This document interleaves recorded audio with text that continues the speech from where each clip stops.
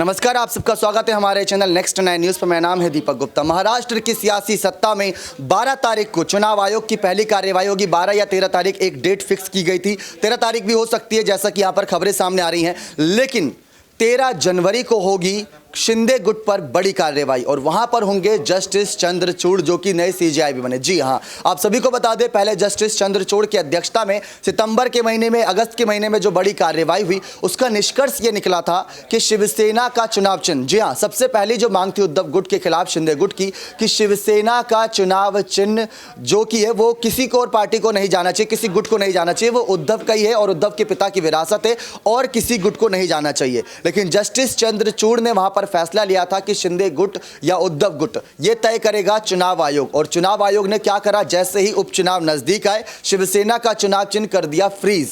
अब इस मामले पर उद्धव गुट बार बार दलीलें देता नजर आया। दिल्ली हाई कोर्ट तक पहुंचा, वहां पर दलील दी कि हमें अपनी पिता की विरासत का इस्तेमाल करना है, हमें चुनाव चिन्ह का इस्तेमाल करना है, बीएमसी चुनाव नजदीक आ रहे हैं, तो इस चुनाव चिन्ह को फ्रीज करके हटाइए और हमें चुनाव चिन्ह का इस्तेमाल करने दीजिए। लेकिन वहां पर भी कोई बड़ी कार्रवाई पूरी होती नजर नहीं आई। वहां पर भी सबने देखा कि किस तरीके से जो तमाम बातें थी यहाँ पर, वो बातें यहाँ पर हटती नजर आई। लेकिन जस्टिस चंद्रचूड़ ने आगे चुनाव आयोग तक ये मामला भेज दिया। चुनाव आयोग 13 या 12 तारीख को कार्रवाई करेगा। जो खबरें अभी तक आ रही है, 13 जनवरी को शिंदे गुट पर कार्रवाई होगी। लेकिन जस्टिस चंद्रचूड़ से उम्मीद की जाती है इस बार कि वो दोनों ही पक्षों की दलीलों को सुनने के बाद फैसला करेंगे। पिछली बार भी उन्होंने दोनों ही पक्षों की दलीलों को सुनने के बाद ही फैसला किया था। लेकिन जनता ने यह देखा था कि जो सियासी माहौल बने थे, जो सियासी सरगर्मियां बनी थी, वो सिर्फ और सिर्फ उद्धव की दलीलें और कपिल सिब्बल की दलीलों की वजह से बनी थी। लेकिन जस्टिस चंद्रचूड़ ने इस बार भी, जब यहाँ पर बातें हो रही थी, विधायकों की दल बदल की बातें हो रही थी, तो उन्होंने भी कहा था कि इस बार तो हद ही हो जाती है, एक नैतिकता की भी हद होती है, क्योंकि आप दल बदल कर रहे हो, सरकार बना रहे हो, अच्छी बात है, लेकिन सरकार बनाने के साथ साथ